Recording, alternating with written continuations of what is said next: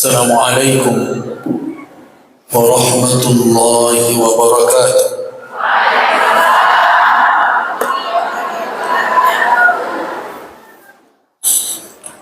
الحمد لله الذي خلقنا من نفس واحدة وخلق منها زوجها وبث منهما رجالا كثيرا ونساء والله لذو فضل علينا وعلى العالمين. أشهد أن لا إله إلا الله وأشهد أن محمد رسول الله. اللهم صل وسلم على عبدك ورسولك وحبيبك محمد وعلى آله وأصحابه والتابعين وتابع التابعين ومن تبعهم بإحسان إلى يوم الدين. أما بعد.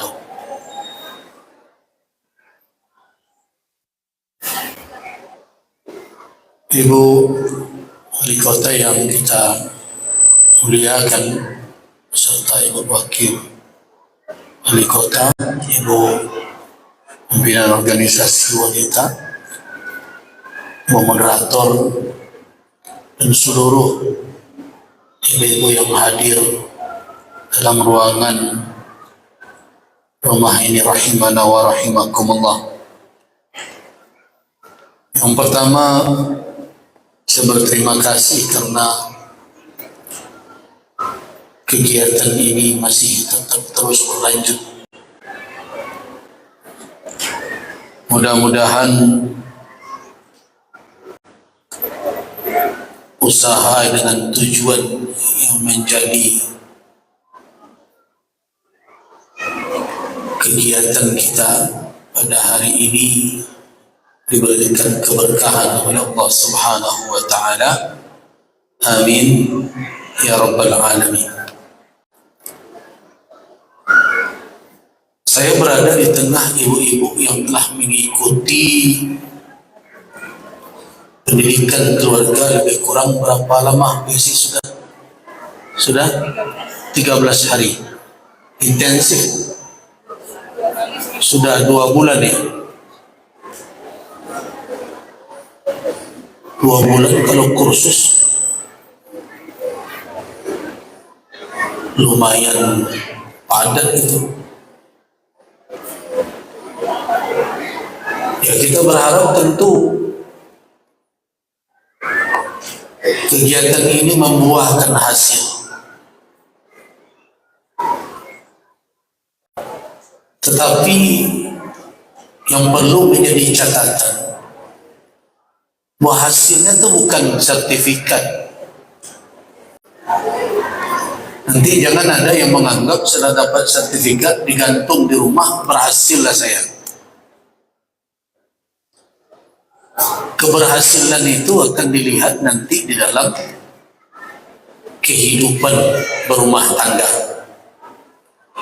Dan lebih jauh lagi akan terlihat pada generasi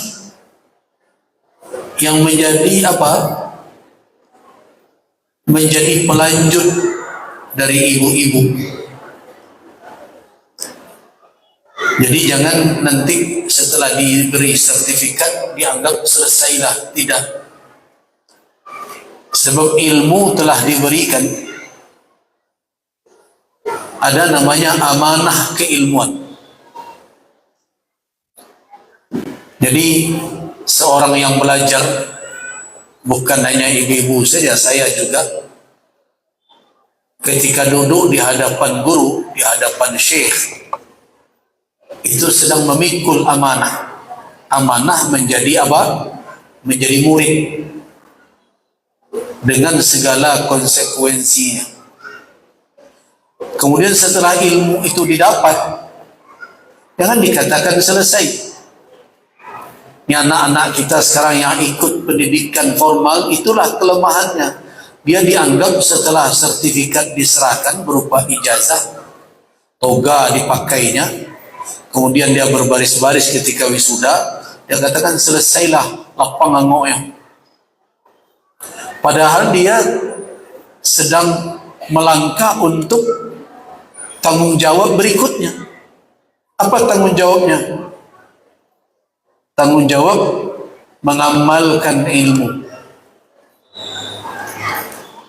Ada ungkapan yang mengatakan al-ilmu bila amalin kasyajaratin bila thamarin, gitu.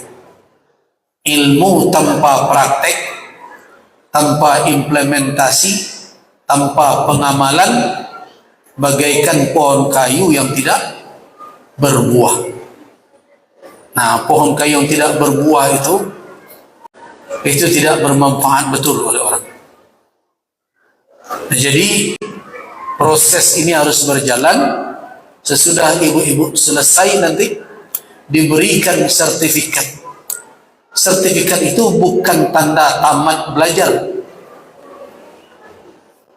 tapi tanda tamat pendidikan formalnya. Belajarnya terus. Kenapa? Karena ilmu itu tidak hanya didapat di dalam ruangan, bahkan tidak sedikit ilmu itu yang berserakan di dalam lapangan kehidupan. Karena itu saya sering mengatakan kepada masyarakat, madrasah yang utama itu di mana? Madrasah yang paling utama itu adalah kehidupan. Yang paling utama, yang pertamanya di rumah tangga. Yang paling utama di mana? Di kehidupan ini.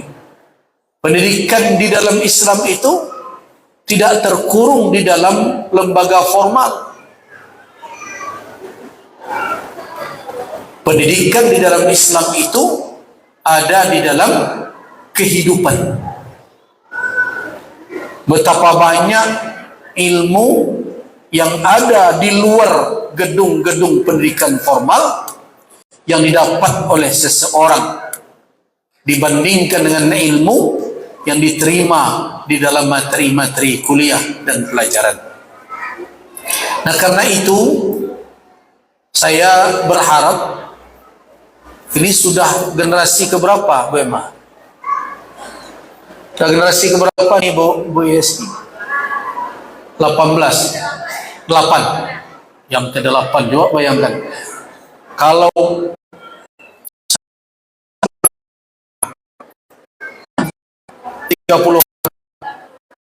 30-an per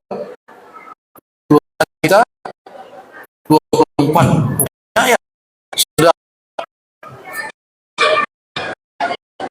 2020. Jadi kira-kira sudah 1000-an ya. Kalau lah 1000 mestinya kalau berubah tinggi yo. Nah, jadi kalau masih ada juga nanti catatan dari Bukit Tinggi ada kasus LGBT, saya coba tanya ke apa kepada yang mendapatkan data itu, coba cari anak Bukit Tinggi ya. Anda ada bu ya, lega lapang dah dong. Tapi kan, iya orang Bukit Tinggi bu ya, ikut sekolah keluarga dulu aku cerita.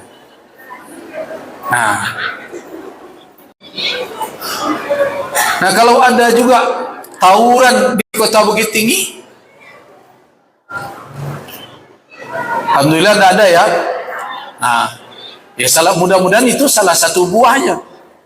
Menurunnya tingkat kriminalitas, menurunnya berbagai masalah sosial, degradasi moral, akhlak, menurunnya tingkat perceraian. Nah, itu indikatornya itu. Tapi sekolah keluarga menjadi, tapi caranya bro. Iko babayo di sekolah keluarga tidak ada belajar cara bagai. Diajarkan tidak apa, dipraktekkan tidak usah. Nah, Karena perceraian itu bukan solusi awal, itu solusi kau dapat jadi cari-cari yang itu. Nah, anggap itu adalah emergency exit. Kalau betul-betul tidak bisa lagi diselamatkan dan menimbulkan mudarat yang lebih besar. Kalau masih meningkat juga nanti di Bukit Tinggi, saya belum ketemu dengan ketua pengadilan agama ini. Namun nanti saya tanya berapa persen itu peningkatan perceraian di Bukit Tinggi. Kalau masih naik, kita bisa mempertanyakan sekolah keluarga sukses atau tidak. Sebab buah dari orang bersekolah tentang keluarga, tingkat sakinah itu meningkat. Sakinah itu usaha kita ya, bukan hanya anugerah. Kita kan sering kalau orang menikah sering kita sebut semoga samawa. Samawa itu kependekan dari sakinah, mawaddah, dan rahmah. Tapi sayang tidak difahami bahwa yang murni anugerah itu adalah dua, mawaddah dan rahmah. Sedangkan sakinah itu tidak murni anugerah, tetapi itu adalah ikhtiar. Ibu-ibu coba lihat ayat 21 dari surat Ar-Rum yang selama ini sering ditulis di undangan barale itu. Wa min ayatihi an khalaqa lakum min anfusikum azwaja. Di antara ayat Allah, Ia ciptakan dari dirimu, dari diri sendiri untukmu pasangan-pasangan, litaskunu, supaya kamu, litaskunu ya, supaya kamu melakukan atau merasakan sakan. Di sakan itu maknanya bukan hanya bermakna turunnya kedamaian, tapi supaya kamu berusaha untuk kembali dengan rasa damai kepada pasangan-pasangan. Berarti sakinah itu juga usaha. Jadi sapani-pani ba'awana kehidupan, tetapi ketika sudah bersama, buat ketenangan. Jangan menambah iru. Nah sudah laki panik, wak tambah panik belum. Lah sudah istri rumi, wak perumi belum. Jadi harus ada usaha untuk mewujudkan apa? Sakinah. Nah dengan itulah Allah turunkan sakinahnya. Nah kalau usaha sakinah tadi bisa kita ikhtiarkan, Allah berikan, baru diberikan oleh Allah wa ja'ala. Jadi ingat, Allah jadikan. Apa yang dijadikan oleh Allah? Mawaddatal. Nah, jadi yang dijadikan Allah bukan sakinahnya. Kalau ibu sakinah, ya Allah yang menjadikan. Tapi sakinah itu kita yang melakukan. Yang dijadikan oleh Allah apa? Dua, mawaddatau warahmah. Jadi mawanya anugerah Allah, sakinah itu kerajawa.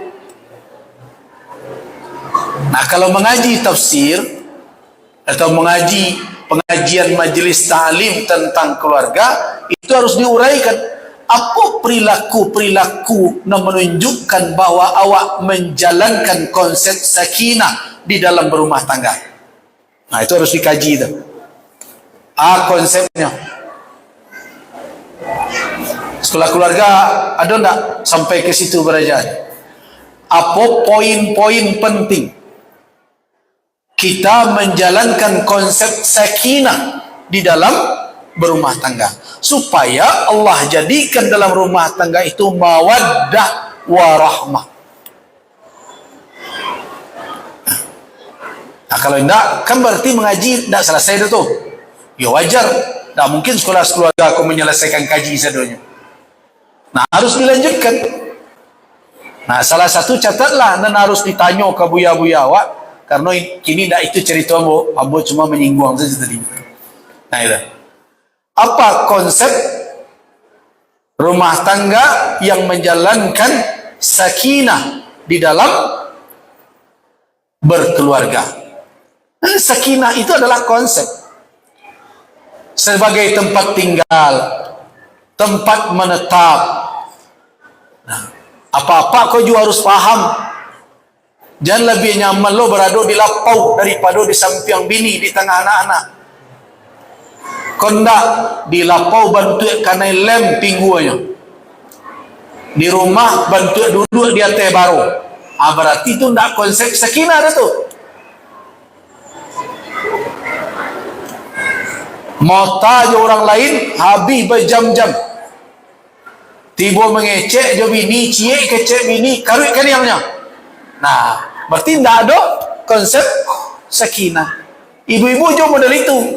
Kalau bergunjing, biarlah nasi terlambat masak. Tapi tiba mendengar nasihat laki, 3 kali dia ngecek lah bangka sebuntuang bantu ulamuro.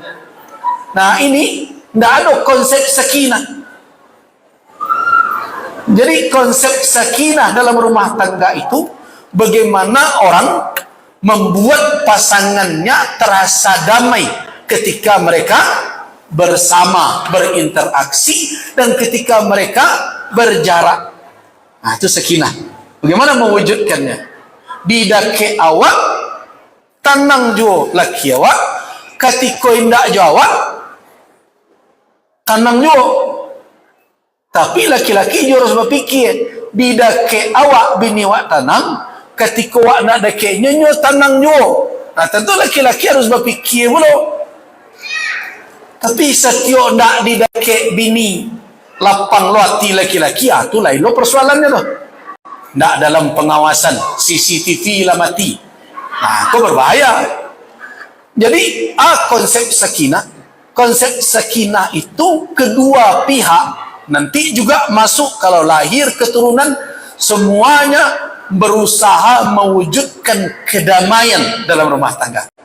Nah, kalau itu di kerajaan, baru Allah anugerahkan mawaddah warahmah. Kira-kira bisa enggak difahami garis besarnya dulu dong? Bisa kan? Kalau enggak bisa, nanti diulanglah kajinya dia.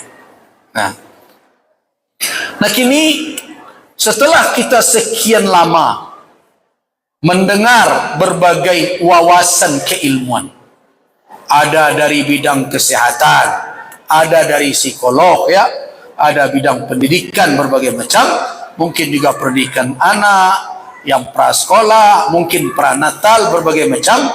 Nah, sekarang saya ingin mengajak kita semua untuk mencoba melihat apa harapan kita ke depan. Sebab ketika awaklah ijab kabul nikah dengan pasangan, awak faham bahwa konsep pernikahan di dalam Islam itu konsepnya adalah zaujiyah. Jadi bahasa Arabnya zaujiyah. Nah, bisa dicari dari ayat tadi juga, an khalaqalakum min anfusikum azwaja, surah Ar-Rum ayat 21. Lihat juga yang selama ini sering juga kita tulis surah An-Nisa ayat 1. Ya ayuhan nasu taqu rabbakumul ladzi khalaqakum min nafsin wahidah wa khalaqa minha zaujaha. Nah, perhatikan kalimat zaujaha. Artinya apa? Pasangannya. Allah menciptakan dari diri yang satu itu pasangan. Berarti Hawa itu pasangan Adam. Adam itu berarti pasangan Hawa. Berarti Allah ciptakan dua jenis ini. Tidak ada jenis yang ketiga do, dan separuh masa tu LGBT. Tidak ada. Jadi kalau ada yang mengecehkan itu makhluk Allah, iyo, tapi makhluk Allah yang sedang menyimpang dari apa yang diinginkan diredai oleh Allah Subhanahu wa taala. Memang mereka makhluk Allah, mereka berbuat seperti itu, tentu Allah Maha tahu. Tetapi mereka itu ujian bagi kita untuk diselamatkan dari kesesatan dan penyakit yang sedang mereka derita. Jadi awak tak banci ke personaliti, ke orang dan zatnya, tetapi kita tidak suka dengan perilakunya yang akan merusak generasi dan menghancurkan keturunan manusia. Kalau ada orang LGBT, tak ada anak-anak lagi, tak ada orang Kamalayan lagi. Itu makanya itu bukan yang diredai oleh Allah Subhanahu wa taala. Kembali kita, jadi rumah tangga itu tadi mengambil dari apa yang dikatakan oleh Allah, khalaqa minha zaujaha. Allah ciptakan pasangannya. Nah, konsep rumah tangga berpasangan ini di dalam Islam. Jadi bukan budak, bukan konsep perbudakan, bukan pula konsep persaingan. Sebagian orang ada mengatakan bahwa wanita apabila masuk dalam rumah tangga jadi budak. Enggak, itu konsep jahiliyah dahulu. Sebagian agama lain membuat seperti itu. Kalau mati suaminya, dia bunuh diri juga. Bukan pula konsep persaingan. Itu konsep rumah tangga barat begitu, bersaing. Kalau laki-laki bisa bertinju, kamu bisa bertinju. Kalau laki-laki selingkuh, cari lah, mau selingkuh loh. Nah, persaingan. Nah, di dalam Islam dua konsep itu tidak dipakai. Konsep perbudakan sudah dihapus. Konsep persaingan tidak diterima. Jadi karena itu bapak dan ibu dalam rumah tangga bukan uji kekuatan, bukan untuk berlomba ego surang-surang. Ketika ijab kabul terjadi, maka ketika itu apa? Cita-cita yang tadi masing-masing melebur menjadi cita-cita bersama. Arah tujuan hidup surang-surang tadi sebelum menikah kini menjadi arah bersama. Bahkan dulu nambah pikir surang saja, awak bakjanya awak, orang bakjanya orang. Ketika sudah berumah tangga menjadi pemikiran bersama. Nah, itu konsep rumah tangga dalam Islam. Itu dikatakan konsep zaujiyah, konsep berpasangan. Kalau pasangan itu tidak saling mengikut, tapi saling mencukupi, saling menyempurnakan. Kenapa? Karena tidak ada seorang pun manusia yang sempurna. Kalau ada orang mencari calon menantu, tapi nengkau sempurna nengkau dicarinya, tidak kabinantu sampai matinya. Kalau orang mencari bini, nang paling sempurna nang kamu pebini, amo khawatir lu bersuara dengan sempurnanya la inna lillahi wa inna ilaihi raji'un. Baik itu juga ada wanita mencari suami yang sempurna, nak kabalaki selamanya. Mencari guru yang sempurna, indak kabaguru selamanya. Nah, karena itu ketidaksempurnaan itulah perlu ditutupi oleh pasangan. Nah, itu adalah konsep dasar. Dari situlah nanti dikembangkan berbagai macam apa yang akan menjadi program di dalam rumah tangga. Nah, terus kenapa ada yang bertugas mencari nafkah, ada yang bertugas di rumah tangga diberikan amanah seperti itu? Itu bukan diskriminasi, tetapi Allah Subhanahu wa taala memberikan tugas itu sesuai dengan modal yang telah Dia berikan. Ini Allah tuh memberikan modal ke laki-laki dan penusi itu berbeda. Kalau ada yang membantah, kau tak ba'a, nak musuh beraja. Contoh, wanita diberikan rahim. Itu modal untuk bisa mengandung anak. Laki-laki tidak diberikan karena mereka memang tidak diciptakan cocok untuk itu. Kalau laki-laki disuruh mengandung dengan struktur tulangnya dan garinya, amo yakin sampai mati keguguran tarwis itu. Ia tak cocok. Tak cocok. Yang nak meloncek lah, nak kasih suliang, tentu keguguran tarwis saja. Jadi modal awak kau memang berbeda. Jadi jangan dikecekkan sama laki-laki dan perempuan. Itu orang tak mencalik itu. Calik salah berbeda maksudnya. Modal yang diberikan itu berbeda belum? Rahim diberikan ke sini. Yang laki-laki tidak diberikan. Nah, sesuai dengan itu diberikan pula karakter yang sesuai. Kalau laki-laki kemelambai pula, itu tandanya merasa punya rahim tu. Sebab harus melambai itu pedusi. So kalau pedusi tidak lo melambai, garinya tidak lunak salah jo, anak keberananya tu. Maka itu kemari meloncek tak menentu saja 3 bulan lah keguguran. Panik orang rumah sakit dia nyoba. Tu sebentar saja. Jadi memang Allah Subhanahu wa taala membuat awak, menciptakan awak dengan modal-modal diberikannya. Tu modal dasar namanya tu.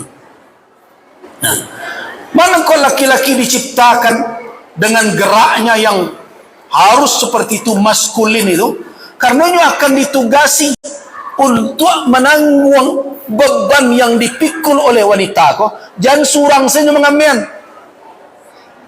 Sudah inyonan hamil, inyonan latih, sudah itu tidak ada yang mengambilnya. Baratan dia ayonya berusi. Nah, karena itu Allah berikan dia kekuatan. Jadi apa-apa dan rela pula jadi bapak rumah tangga, itu tidak tahu je jantannya tu. Nah, dia diberikan kekuatan, diberikan berbagai kemampuan, dilebihkan dalam beberapa hal supaya mereka menjalankan tugas nafkah. Itu cocoknya. Dan wanita diberikan kelembutan, diberikan timbangan nalarnya tidak panuh mana. Timbangan nalarnya akalnya panuh. Tapi timbangan nalar dah panuh dah. Maka itu kalau ibu-ibu koba logika taruh dalam hidup, paniang kehidupan. Coba bayangkan tengah malam punya anak ketek, jago, nana pak jago, nyo jagoan bininya, ndak anak nanti ambilnya dah. Oi jagolah kau, anak kau tu ah. Lama saja anak kau. Bantu anak satu saja dulu. Ya. Anak kau jago. Nah. Tapi dia ibu tadi, kalau nyo pikir lo juga kanyo, lah sajak pagi dia mengamen. Sampai sanjo, ndak dapat duduk dah. Kini baru terlalu anak kau lo kanyo anti salah. Siapa nanti nayo? Anak. Itu nak tega ibu. Jadi nak jadi logika kau nyo sempurna dah. Alah sampai situ salah ibu awak metotkan tu benar tagak je awak ambil je anak tadi. Nah itu. Nah itu namanya nisful akal namanya tu. Bukan akal nak sempurna. Separuh akal tu maknanya apa? Ta'akulnya. Analisa logikanya tak namanya lanjutkan.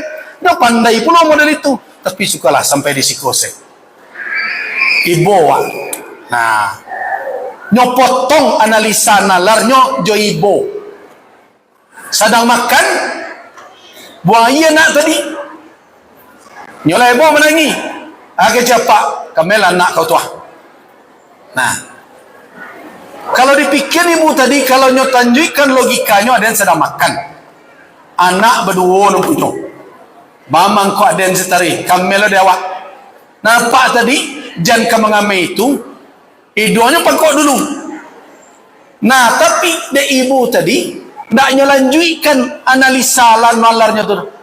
Dialah padu anak beko lain puluh. Wak kamian dulu sudah di kamian lah selesai anak balik ke meja makan balik. Makan lo balik nasi tadi entah tabaun das kete wallahu alam. Nah, seluruh itu bah membantahnya. Itu pelajarannya dari dari kehidupan. Nah, dapat dewa kalau orang Minang seharusnya arif dia itu alam tekambang. Nah, itulah kondisinya. Berarti awak ko sadonyo diberikan oleh Allah sesuai dengan fitrah penciptaan awak, dengan tugas awak masing-masing. Tetapi tugas itu kalau dijalankan dengan baik sesuai tuntunan syariat, dia saling melengkapi. Nah, itu konsepnya. Nah, tetapi Bapak dan Ibu, ketika mencari fenomena sosial, perhatikan, sebenarnya awak punya fitrah. Masing-masing awak lah punya, berusi ibu. Tapi sayang fitrah itu tidak terawat. Nah, itu yang jadi persoalan awak kini. Sekolah keluarga, salah satu tugas utamanya adalah merawat fitrah anak. Jadi tugas utama ibu-ibu di rumah tangga itu merawat fitrah anak. Bapak tidak lo boleh melapeh tangan itu. Kenapa? Karena keduanya bersekutu, berserikat di dalam merawat fitrah. Di mana dalilnya? Ibu-ibu kan acok mendanga para buya, para ustaz awak mengaji. Salah satu hadis nan acok terdengar dia buat adalah kullu mauludin yuladu alal fitrah. Setiap anak nan lahir dilahirkan di atas fitrahnya. Lanjutkan hadis itu, fa'abawa, maka kedua orang tuanya lah, tidak surang betul, keduanya, fa'abawa, ibu dan bapaknya, yuhawwidanihi, yang akan menjadikan dia Yahudi, au yunassiranihi, menjadikan dia Nasrani, atau au yumajjisanihi, atau menjadikan dia Majusi. Nah, dari situlah awak dapat tugas utama dari seorang ibu bapa adalah merawat fitrah.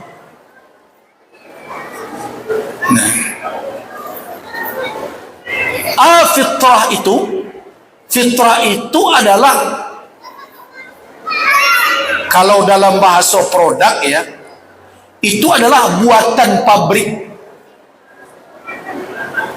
ya, nan aslinya serupa itu, karakter dasar itu fitrah. Dan yang paling utama dari fitrah itu adalah pengakuan dari anak tersebut ketika sebelum lahir ke muka bumi, bahwa dia mengakui Allah sebagai Rabb, sebagai Tuhannya. Itu yang paling utama tu, dari fitrah yang dibawa itu. Kemudian Allah katakan seluruh hambaku itu hunafa. Hamba itu telah diarahkan oleh Allah ketika awal penciptaannya berjalan di jalan yang lurus dengan pengakuan ketuhanan tadi. Nyalah bisa berjalan lurus sebenarnya, hunafa. Cuma persoalannya ada dua. Kalau dalam hadis itu dikatakan kullu ibadi, setiap hamba aku itu hunafa, orang yang bisa berjalan lurus sebenarnya. Ibarat untuk haitsu yuqadun qad, kama kadiri, kama kadituntun, dia tertuntun. Wa idza siq, apabila dituntun dia atau dikendalikan insan, dia terkendali. Bahkan apabila disuruh duduk di atas batu karang yang keras pun istanah, dia akan bersimpuh di situ. Itu kepatuannya. Nah, persoalannya ada dua. Yang pertama apa? Sianan akan menuntun. Yang kedua, syaitan membuat mereka kabur di dalam memandang jalanan nurul. Jadi ada dua. Tapi yang pertama kan yang penting. Man yaqul, sianan akan menuntun. Nah, penuntun pertama anak nan lain itu kasihan dibebankan oleh Allah ke guru. Ndak. Ke ibu wali? Ndak. Ke dinas pendidikan? Ndak. Dinas P3 atau di mana namanya? P3A, BPKP. Apakah kasih? Ndak. Ndak, ibu dulu dan tanggung jawab. Kalau awak balik ke dalil agama awak dan bertanggung jawab untuk merawat fitrah dan kelurusan itu, fa'abawahu, kedua orang tua. Jangan dilimpah ke orang lain. Itu nak coba mau kecekkan awak nak menjalankan tugas, masyarakat nak disalahkan, orang lain nak ditunjuk. Iko anak muda tangka-tangka asik kerja ulama mana kan naik. Apa kerja guru-guru loh. Guru-guru itu yang mendapat amanah dari tanggung jawabnya sebagai profesi. Awak orang tua tu nak profesi, itu jalan kehidupan tu, peran yang diberikan oleh Allah. Kalau profesi pangkai jangka waktu, kalau tugas yang diberikan oleh Allah ada jangka waktunya nak? Nggak bisa.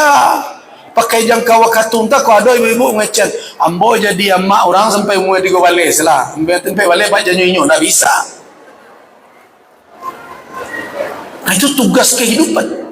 Nah, karena itu beban beratnya nanti kesia akan dipertanyakan dahulu kawa. Ibu kan pernah mendengarkan hadis kullukum mas'ulun an ra'iyatihi, kullukum ra'in wa kullukum mas'ulun an ra'iyati. Setiap awak itu akan diminta pertanggungjawaban. Wal mar'atu, salah satunya di samping laki-laki, perempuan mas'ulatu akan diminta pertanggungjawaban tentang apa? Tugasnya fi baiti zawjiha, di rumah tangganya. Itu makanya coba kecil bahwa tugas rumah tangga itu adalah tugas utama. Di luar dari rumah tangga itu tugas sekunder. Jandek karano mengajar nan sekunder, tinggal nan primer. Dek mengajar nan sunat, lapih nan wajib. Itu tugas utama, yaitu rumah tangga. Nah, fitrah inilah yang tidak terawat. Kenapa? Karena mayoritas rumah tangga hari ini menyerahkan tugas itu ke masyarakat. Ku anak amwal, lah mulayan, lah gadang didik lah. Nah, dahulu ketika awal-awal bincang di Bu Yesi, ada komentar kita bilang, lainnya ibu-ibu ya papa kok nak mendidik ya. Tapi dia mereka nak lo ada pendidik, itu makanya. Berarti itu bagaimana? Ya berarti orang-orang harus di sekolah beliau itu ditambah wawasan supaya beliau orang-orang tadi bisa untuk memberikan wawasan kepada anak dan menjalankan tugas. Nah, setelah keluarga salah satunya adalah untuk menutup celah itu. Jangan ada aja yang mengecek. Yo nak pandai wak mendidik anak tu ya. Anak-anak kini ko cerdik lo berawak. Awak nan diajarnya. Keceknya nyo mencari PR jo internet rupanya lainnya ditontonnya. Jika awak tiba nyali kena lain berbagai macam. Nah, karena itu di dalam sekolah keluarga itu harus kita pahami karakteristik anak-anak awak tu. So anak-anak muda awak kini umurnya kalau awak cari pertumbuhan umur dengan fisiknya dan kedewasaannya umurnya tambah, kedewasaan fisiknya capek, tapi kepribadiannya lambat tumbuh. Lambat tumbuh. Dari sisi fisik seksual kancang. Anak SD sih kini lah pandai main bawa papa mama yang SD baru. Nah, ulang tahunnya lah suang kuenya pakai. Lah papa mamanya. Lanjut minta kamak leh. Nah, orang tua-tua dulu lampir menikah. Apalah yang kata nenek-nenek ambo. Lah pakai centu ke calon bini yang ayo mak, nah pai situ. Jangan kamu bawa nak gadi orang. Daki di mungko pintu gerabang sila menggigil lutut itu. Lari balik sebalik. Lah sanang saya tim cari pucuk rumah gadangnya. Itu dulu.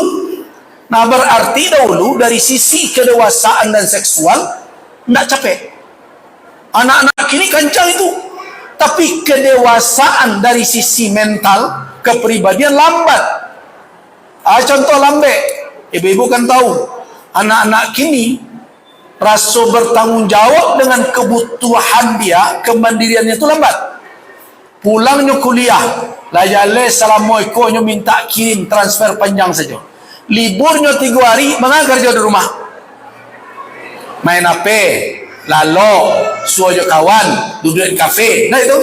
Dan namaknya tunggang tunggi memasuki piring semalanya. Padahal nyonya sudah makan tadi. Nah, berarti tanggung jawab dan kedewasaan lambat. Nah kini bawa menyeimbangkan itu balik. Nah itu tugas ibu-ibu lagi. Sehingga umurnya, ketika umurnya bertambah, fisiknya meningkat, kedewasaan kepribadiannya juga seiring meningkat. Nah kalau dua kau berimbang, selamai anak awak kalau keluar dari rumah. Tapi kalau tak berimbang dan dua tu, babayu anak awak. Kalau dikeluar, nyo mulai keluar rumah. Bisa dibujuk orang, bisa ditipu orang, bisa dilecehkan orang. Kenapa? Nyo tak pandai menimbang mudarat dan manfaat dengan matang. Nah mudah-mudahan ilmu-ilmu nalawak dapet tadi tu matang di awak. Jadi jago fitrah. Nah kini setelah fitrah dijago, modal wak berikutnya surau dan sekolah. Nanti jadi kini surau tinggal, tak surau. Ada nala tangga bagi. Sekolah ada dan salah urus. Kenapa? Karena orientasi sekolah kini adalah bahawa anak-anak akan selesai dapat ijazah. Dah boleh tinggal bagi kini loh. Naik tarikh saja. Nah, dan kurang nilainya buat remedial berbagai macam. Nah, nak masak urusan nanti. Pokoknya harus selesai. Guru-guru tidak lagi berperan seperti dulu. Guru-guru kini sibuk memenuhi jam mengajar. Kalau tidak, sertifikasi tidak terpenuhi. Akhirnya, yang ada banyak di sekolah-sekolah itu transfer keilmuan. Yang namanya mendidik dan membina anak, tidak ada lagi. Dikacau lah dia orang tua dan tidak pengertian.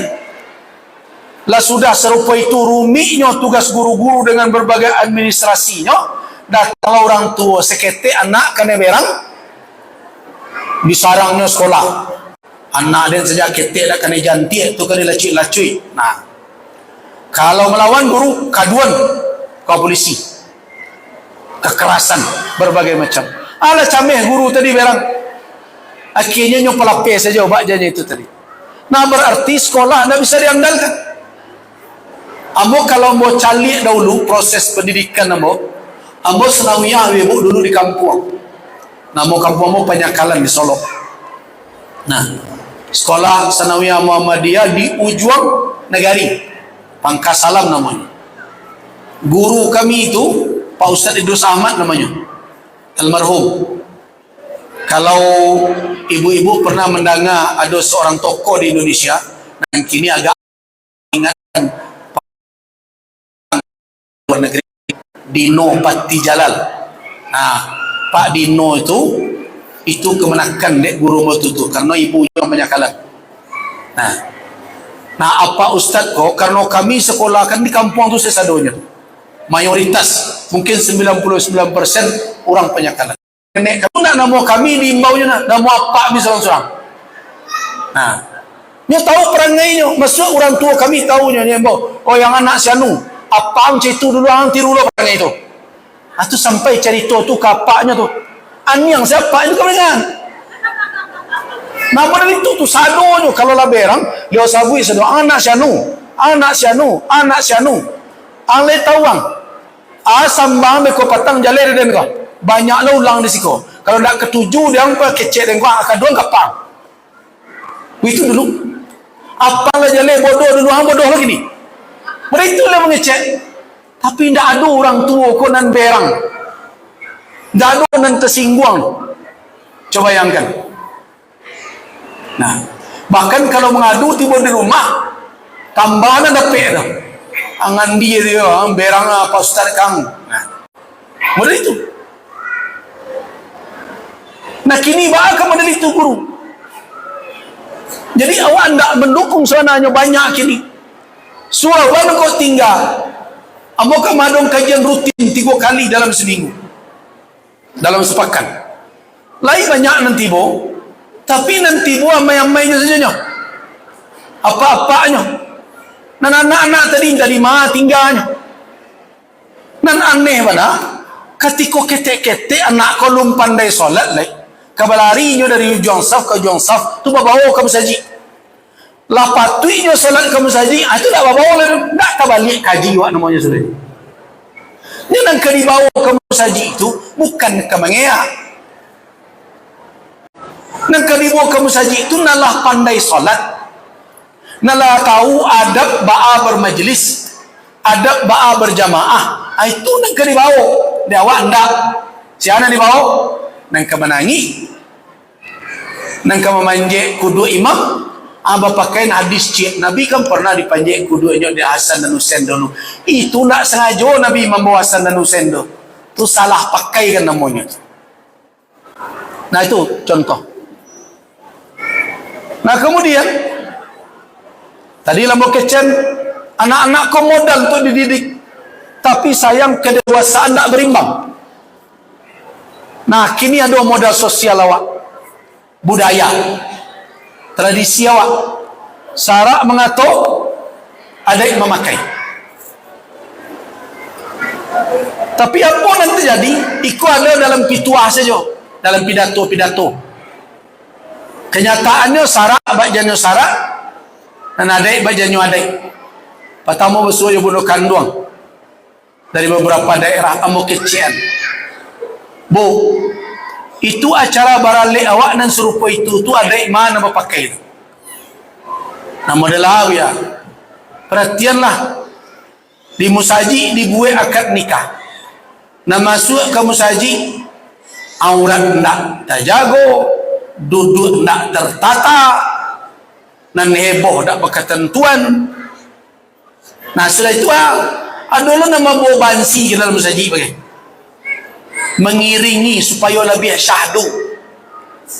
Nah, kemudian datang pula MC membuat acara. Bapa tangisi bagaimana nak darah yang berapa lagi? 23 tahun yang lalu. Itulah merawangnya. Tahu kecian. Ikut nak membuat acara mengerti naknya akad nikah. Bila ni dalam Islam tu nikah tu suruh nangi-nangi.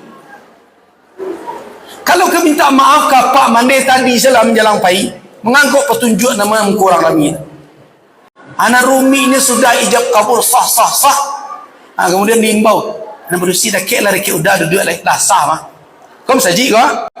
Saya itu apa sanglah cincinnya? Cium tangan udawa. Anak laki-laki cium lah kan yang bini. Mengani muka orang suruhnya cium-cium dari itu? Tu siapa membuat tu? Coba tanya orang bocik. Coba lihatkan ke cerita bunda kanduang. Lain sesuai itu menurut bunda kanduang syarat mengatur ada yang memakai. Awas yo kalau nanti terjadi. Nah, kau indah sebenarnya Pak.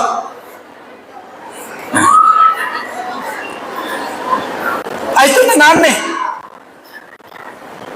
Di mana caranya? Alulai adu acara-acara kadang-kadang dibuat di tengah orang banyak.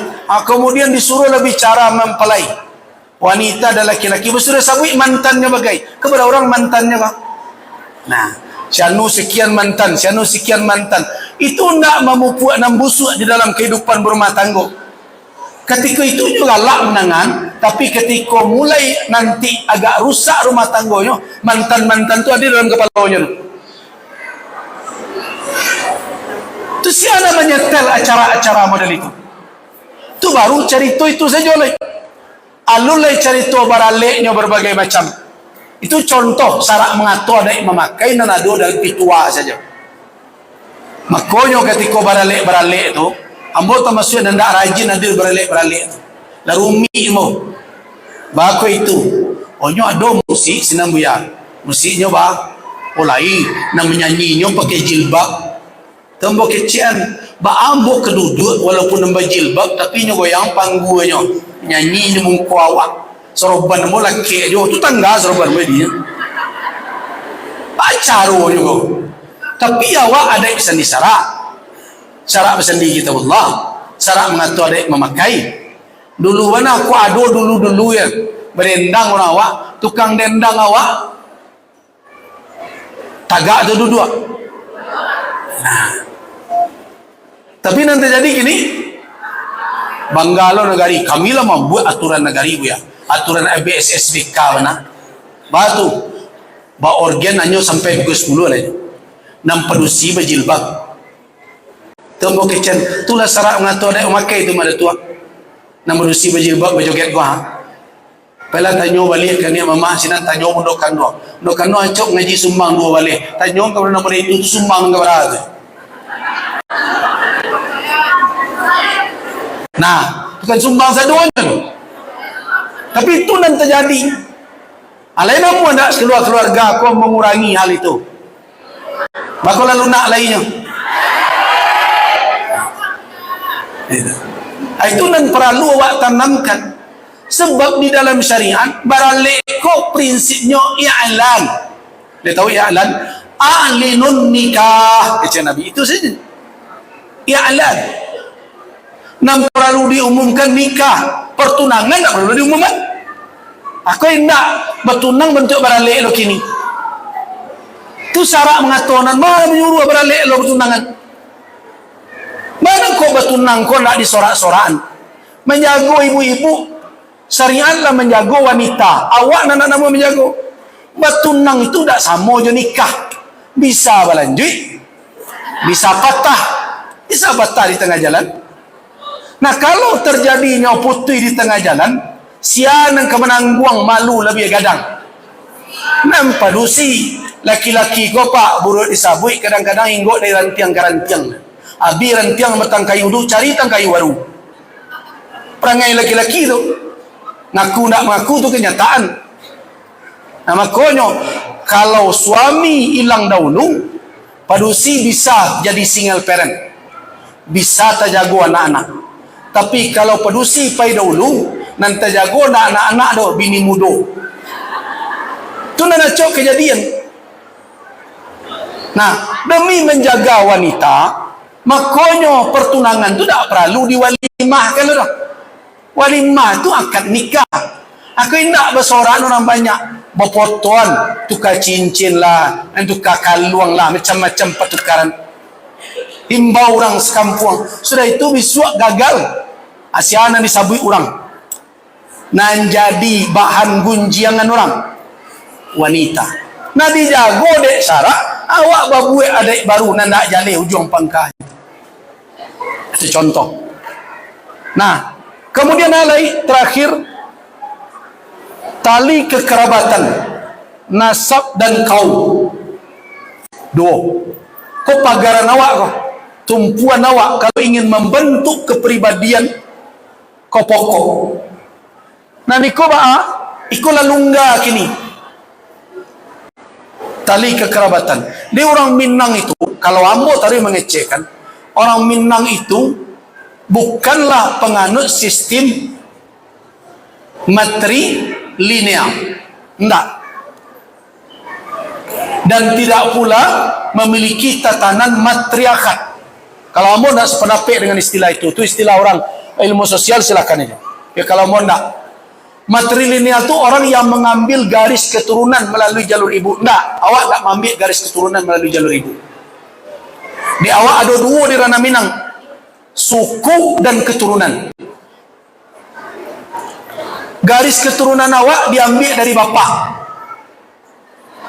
Kalau tidak percaya ibu-ibu dah bapak tanya orang Pak Haji petang. Nanda baru ya. Saya lihat paspornya. Ada tak bin ibunya di situ? Tidak ada. Itu nanggari keturunan. Bin bapak. Nama kamu Gus Rizal Gazahar. Gazahar itu abakmu. Itulah bin kamu. Nah. Bukan nama makmu almarhumah Marlini. Jadi kamu nama disebut Gus Rizal bin Marlini. Sebab nambah bin kamaknya itu anak zina. Jadi garis keturunan awak dari siapa? Dari bapak. Gus Rizal bin Gazahar bin Rabain itu kata. Nah itu juga amakmu Maliar Marlini binti Maliar. Bukan binti Maryamah. Itu keturunan. Itu di Minangkabau model itu. Walaupun lalai kadang manuli ranji keturunan. Yang kedua namanya adalah garis kesukuan, suku. Garis kesukuan itu tidak garis keturunan, tetapi garis limbago kaum namanya. Jadi suku itu di dalam adat Minang limbago. Limbago itu bahasa awak lembaga. Kalau dimodernkan organisasi. Di suku itu adalah limbago di dalam adat.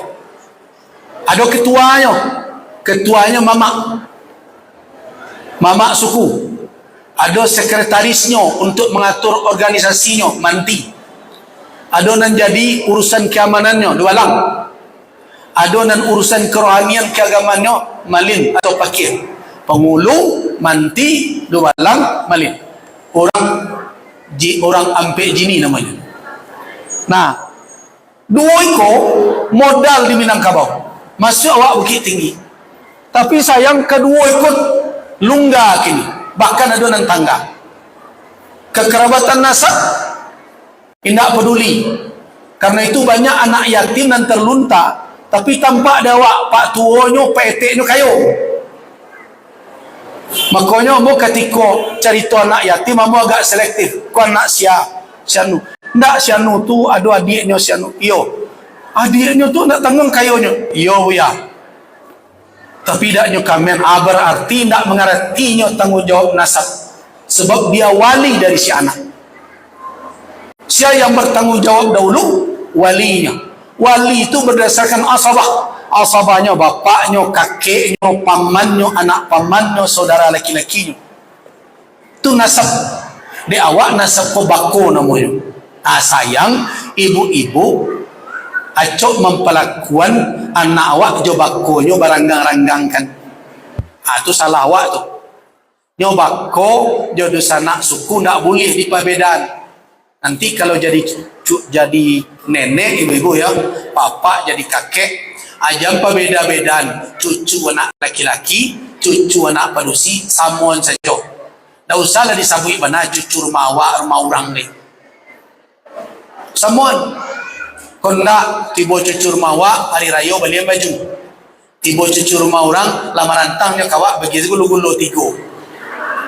Tunda adi yang namanya itu. Nah, padahal itu garis nasabnya kawak tu. Nah, apa lagi? Suku. Suku disebut dalam ranji saja olehnya. Mama dah boleh mengecek kini. Kenapa? Karena orang Minang lah mulai materialistis. Mama baru dihormati kalau pandai beragi. Kalau tidak beragi mama apa aja mama kan pisang. Pek jantungnya.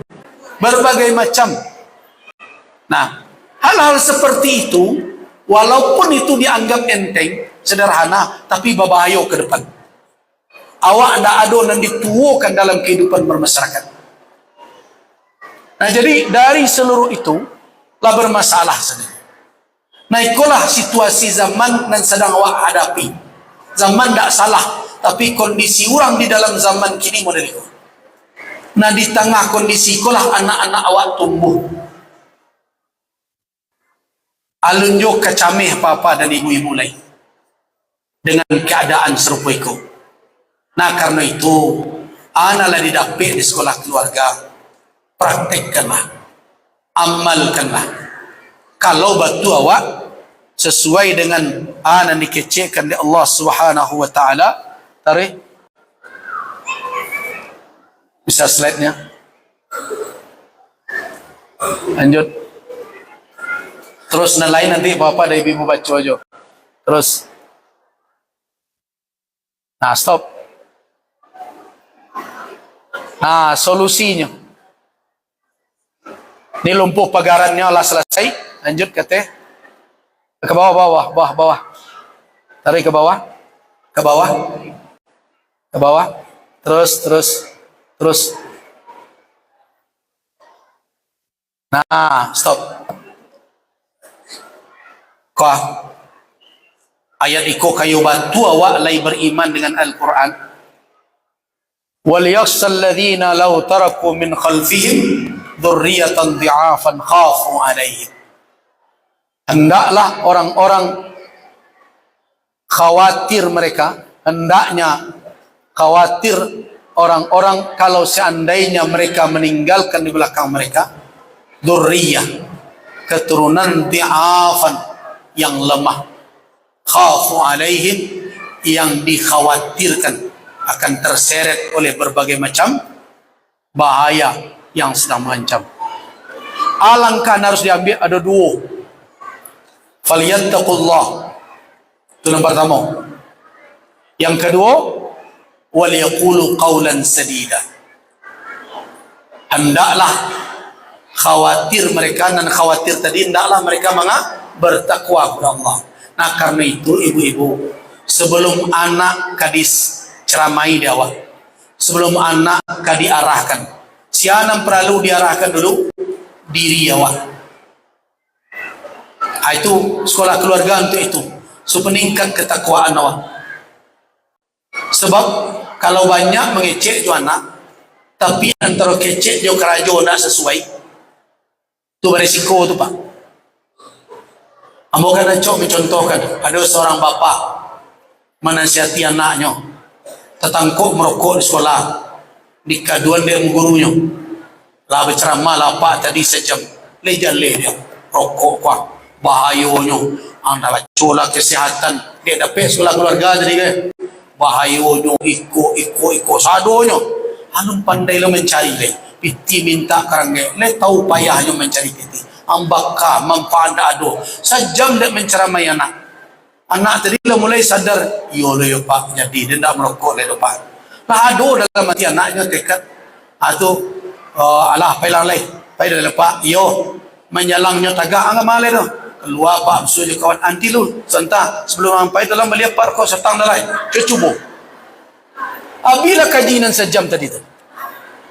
Jadi kalau awak indak menjaga diri awak, indak awak dan bertakwa dahulu, anak tak bisa diselamatkan. Makanya disuruh oleh Allah falyattaqullah, orang nan cameh tu takwa dulu. Dan kedua apa? Waliyaqulu qawlan sadida, berikan penjelasan perkataan yang lurus supaya lurui bananya tu makanya sekolah. Jangan salah bekonan diajar, jangan keliru bekonan ditunjukkan. Itulah makanya kalau batu ayat ikawa imani sebagai firman Allah, amalkalah ana lawat terima. Berasa itu banyak maaf. Billahi taufiq wal hidayah. Wassalamualaikum warahmatullahi wabarakatuh.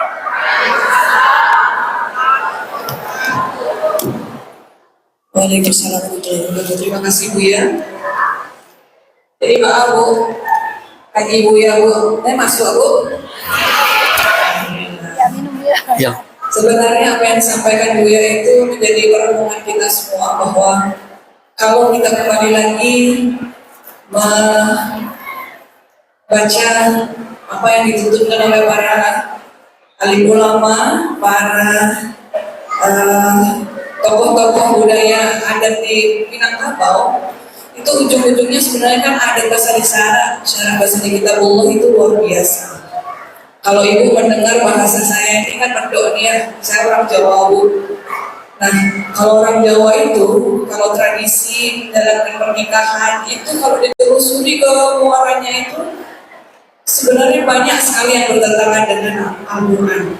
Itu jujur saja.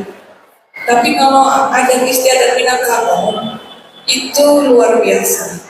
Jadi tinggal kita kaji-kaji ulang saja apa yang sudah ditinggalkan oleh para leluhur kita. Insya Allah kalau di Sumatera Barat itu sudah top lah insya Allah. Yang penting mau belajar terus. Baik, boleh pertanyaan ya Bu ya? Iya boleh. Siapa yang mau bertanya kepada Buya? Mungkin panitia bisa. Oke, 1, 2, 1 lagi. Siapa? Oke, mohon dibantu teman-teman dari P3 PPKB mungkin yang bapak-bapak untuk berbagi mikrofon. Yang sini dulu ya, masa Bu Kapit Romi. Tolong diperpanjang kakinya Bu Kapitnya. Diperpanjang maksudnya. Nah itu Bu, tolong Rian. Silakan berdiri ya Bu ya, disebutkan namanya dan asal kelurahannya dari mana.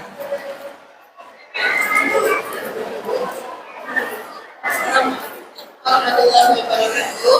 Waalaikumsalam. Nama saya Feni Bu dari Kelurahan Garege. Feni dari Garege. Ya. Siap. Jadi ini Bu, pertama saya minta pembenaran dulu dari Ustadz dari yang saya dengar tadi. Dari Buya. Iya dari Buya. Tentang yang tadi hadis kalau nggak salah Bu, setiap anak dilahirkan dalam keadaan maka kedua orang tuanya lah yang bertanggung jawab menjadikan anak itu Yahudi, Nasrani ataupun Majusi. Apa benar begitu tadi Bu? Ya, bukan hadis Al-Quran Ibu ya. Benar Bu ya.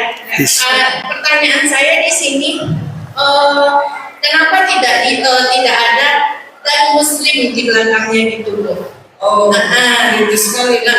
Itu pertanyaan saya yang pertama.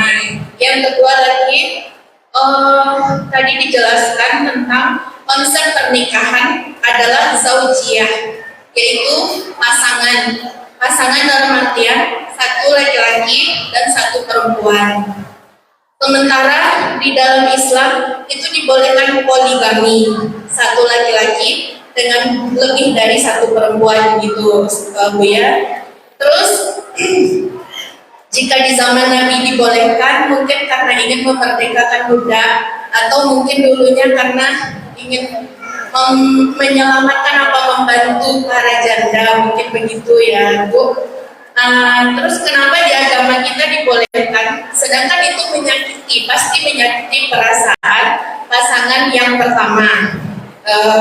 Terus lagi, walaupun dibolehkan, diizinkan oleh perempuannya, pasti dalam hati kecil ada sakitnya begitu ya. Kenapa dibolehkan? Kenapa sementara orang-orang yang beda agama dengan kita seperti Nasrani itu keras melarang perzinahan, apalagi pernikahan lebih dari satu gitu. Bagaimana menurut Buya tentang hal ini gitu? Terima kasih Buya. Assalamualaikum warahmatullahi wabarakatuh. Waalaikumsalam warahmatullahi wabarakatuh. Luar biasa. Kita satu dijawab atau Jawab dia dulu. Jawab. Baik. Jadi kenapa tidak disebut menjadi Muslim? Karena fitrah itu ya Islam. Karena itu tidak perlu disebutkan lagi Islamnya. Alal fitrah. Fitrah itu adalah tauhid. Ya tauhid itu adalah keislaman.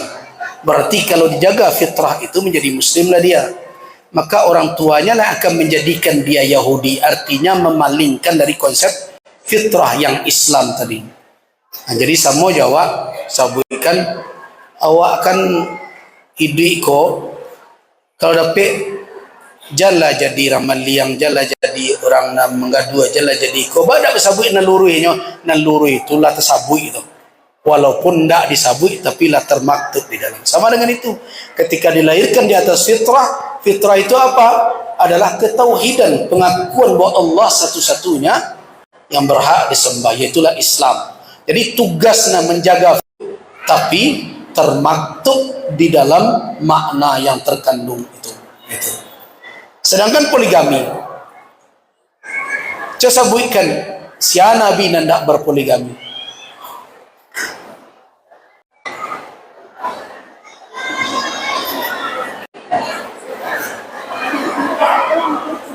Nah, nindak Nabi Adam saja surang Hawa ketika itu. Nah, jadi kalau ada yang mengaku beragama mewarisi agama para nabi, kemudian dia katakan dilarang poligami, berarti itu bukan akarnya dari agama yang diturunkan oleh Allah. Orang Nasrani mengaku Nabi Isa, tapi Nabi Isa kan tidak jadi menikah. Nah, seharusnya mereka membuat tidak boleh menikah. Atau makanya di antara apa mereka, pastor mereka tidak boleh menikah. Tapi dalam Islam tidak benar itu. Karena Nabi Isa bukan tidak mau menikah, tapi waktunya. Nah, kalau Nabi Musa alaihissalam menikah, Nabi Yusuf menikah, Nabi Ibrahim menikah, Nabi Yakub menikah. Semuanya adalah mereka berpoligami pada prinsipnya. Nah, tetapi persoalannya antara yang mana kok menjadi persoalan kini, karena sakafah, wawasan dan tibo kawa itu kan beragam gini kok. Ada wawasan yang menganggap rumah tangga itu dibangun di atas cinta. Iya kan? Dari mana P itu? Film India.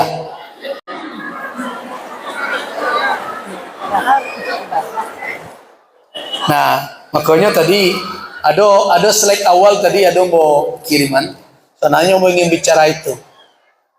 Apa sebenarnya tujuan berumah tangga? Jadi ada seseorang datang ke Umar bin Khattab, minta bercerai bininya.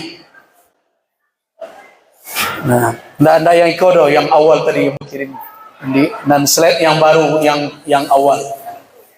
Ayo, 5 tujuan pernikahan. Nah, jadi menikah itu kalau dilandaskan kepada cinta, apalagi cinta yang dimaksud itu adalah syahwat seksual. Bercerai orang masa doanya lego. Dah kalau mau pernikahan, yang perlu diingat. Jadi awak terus lanjut. Ini.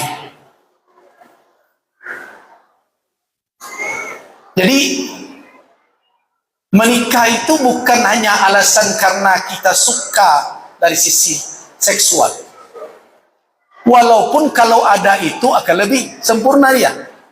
Makanya orang datang kepada Umar bin Khattab, kenapa engkau ingin ceraikan istri? Ana la uhibbuha. Kamu dah sayang kan oleh itu. Kenapa? Karena kalau hubbu syahwat itu dia tegak di atas material. Mereka bisa udah ibu-ibu gagah terus sampai gaya. Enggak. Atau ibu-ibu kecantik sampai gaya. Enggak kan? Nah, ketika alasan-alasan material yang dibangun di atas kecintaan tadi hilang, maka cinta tadi akan terdegradasi pula, mulai pudar seketik. Tetapi di dalam Islam, makanya kata Umar bin Khattab, "Au kullu baitin yubna 'alal hub." Apakah setiap rumah tangga itu di atas cinta dibangun, kecil Umar? Apalah habis cinta kemudian habis rumah tangga? Nah, karena itu ada mawaddah, ada rahmah. Nah, pahami dua kalimat itu. Kalau ndaknya saya rencak dulu, tak kau ibu lah sekian lama umurnya jawab. Nyabikan tenaganya jawab. Ketikanya muda dulu, tu dulunya langsing, kininya lah langsung. Tapi namanya babnya langsung tak satu awak tu. Berapa anak awak yang dilahirkannya. Maka samoyo nak gadi joran lah beranak. Baana lah kecarun. Oh dulunya kulitnya ya dulu. Kini ni tambah je umurnya. Nah, apa ndak ada rahmah. Nah, di dalam Islam Alasan untuk bersama tu tidak satu. Alasan untuk bersama tu banyak. Gitu je laki-laki dulu kan kuat. Apa saja dilakukannya. Bukit tinggi dakinya, lurah dalam ditajuninya. Hujan panen tak peduli. Demi untuk kalau nak dapat nak dibonyo pulang tabi tanginya, nyuruhan ke bininya. Tekanan anak-anak sekolah berbagai macam. Kini nyolah tua, betul nyolah kare, berbagai macam. Apa nak ada no masa lalu tu. Tu makanya ambo kalau mendengar orang cara itu ngari-ngari sedap awak ni. Tak ada senang bayi pasangan yang cialan. Padahal 3 anak dari mereka. Mungkinlah kaburu asalnya sadonya. Nah jadi awak kau tak memiliki dasar yang. Nah, poligami jo seperti itu juga dasarnya. Jadi bukan karena syahwat saja. Nah, tetapi juga alasan-alasan lain. Namun Islam tidak mewajibkan, tapi memberi ruang dengan persyaratan. Persyaratannya apa? Mampu untuk berlaku adil. Nan adil ku yo ndak perasaan. So kalau perasaan kadilah jadikan alasan keadilan, itu sama saja jo haram. Kenapa? Karena perasaan itu kan mengikuti. Pertama adalah mindset. Dan kedua pandangan orang. Ya. Itu yang paling mendasar. Sehingga akhirnya perasaan wanita jangan dikecilkan sama. Walaupun mereka ada dan tak nyaman, tapi memang kok berbeza wanita kini menyikapi poligami dengan wanita dulu. Pernah awak ngaji nak dulu? Amba ada kenalan do keluarga. Bininya nak tanggung banyaknya. Sebagian lah dicaraikannya, sebagian masih di tangannya. Satu kali ada cerita yang lucu. Besuanya orang pedusi di tengah pasar. Tu nya jawabnya nya sapola na laki-laki kau dia pedusi kau. Dah canya. Iyo dia. Terus itu alamak sihat sudah. Lai. Tu akecek laki-laki rasa-rasa kenal wak ayon. Akecek pedusi tapi ambo bini udah yang ketiga dulu. Oh iya. Dek kebanyaknya ya. Lalu ponyo je mantan bininya. Nah itu berusi dulu. Amu yang bahasa pawak, bahasa puan yang jendonya. Berusi kini. Nah. Itulah perasaan. Baik tujuh. Amu ambil ada tokoh terkenal di Sumatera Barat. Tidak usah ambil sabut namu. Berdua istri ayahnya. Sampai gadang. Kau cerita beliau kamu. Kami di SD itu ya, tidak tahu kami mana ibu, mana umi. Yang dua manggil umi, cik, ibu, cik. Tidak tahu kami. Mana ibu kandung kami. Mana umi. Mana ibu. Tidak ada. Kami kalau pai dibawa dari buya ibu, kami sadonya je umi. Kalau umi nak dibawa, kami sadonya je ibu. Kalau tidak ada dan surang laju nampai dari kedua orang tua kami itu, buya tu pulang membawa baju sama sadonya, bentuk anak yatim nama ini berdua. Nah, tetapi keduanya sampai kini keluarga tadi tidak ada. Nah artinya perasaan itu akan berbeda dengan apa? Nah, rujukan dan biasa ditolak oleh perempuan karena cemburu. Cemburu itu adalah fitrah tabiat wanita. Dia wanita kalau nak pencemburunya, nak ada cemburunya, ragu aja perusinya. Jadi kalau ibu-ibu nak ketujuh jo suami poligami, ambo angkat tangan tu tanda perusi. Nah, jangan kecilin tak tanda perusi itu. Sedangkan Aisyah Ummul Mukminin saja. Nah, ambo cerita dialog Nabi dengan Ummul Mukminin Aisyah. Ya Aisyah, lau mutti qabli. Aisyah, kalau engkau meninggal sebelum ambo nak memandikan engkau. Ambo nak turun ke kubur engkau. Ambo nak menjawab jasad engkau. Ambo nak meletakkan engkau di liang lahat. Nabi kan ingin menunjukkan betapa beruntungnya seorang umat, walaupun istri beliau sendiri, kalau Nabi yang menyelenggarakan jenazah. Tapi dia Ummul Mukminin Aisyah lah lo putarnya dia. Tentu yo beko malang siang lalu sampai tidur ambon. Nah, artinya kecemburuan itu adalah bagian mendasar dari wanita. Nah, karena itu kalau cemburu jadi ukuran kebolehan, itu berisiko. Nah, karena itulah makanya syariat meletakkan hukum poligami itu di atas potensi berlaku adil. Apa potensi berlaku adil? Yang pertama, punya kemampuan secara finansial untuk membiayai keduanya tidak ada nanti zalimi. Itu pertama. Nah, siapa mau kuat? Tentu nama hukum bukan laki-laki yo. Ambo menyarankan dulu nama hukum adalah pihak yang independen, pengadilan. Orang kok mampu atau tidak mampu? Kau tidak untuk dan surang saya anaknya tidak bersekolah, belanja tidak cukup, itu tambah lah cik lain. Tadi lah surang tanya yo, itu tambah 2 orang jadinya. Adalah laki-laki yang menjawab, ambo lah ya dia ya, baca rawat dia pak, yo tidak mau belanja, saya surang lah aja, tu dia aja tu. Nah. Jadi itu satu. Terus yang kedua, kemampuan secara psikologis memperlakukan keduanya dengan muasyarah bil ma'ruf. Tapi kalau laki-laki itu pelakek tangan, tidak memberikan hak, tidak melayani, tidak memberikan pendidikan yang baik dan bermacam, artinya tidak mampu. Yang ketiga adalah dia punya wawasan yang cukup supaya jatuh kepada dan haram. Baaknya kalau berbini dua tu leta lo. Kalau dalam keadaan lai sehat dan berbagai macam, tiba giliran pai kanan tua, yo malam tapi kanan tua. Aku ndak tiba di poligami, lah tiba sampai 6 modal menambah 3 hari. Tiba sampai nan tua sehat saja besok giliran nan sinar itu. Nanan seperti itu tidak mampu namanya tu, tidak punya wawasan.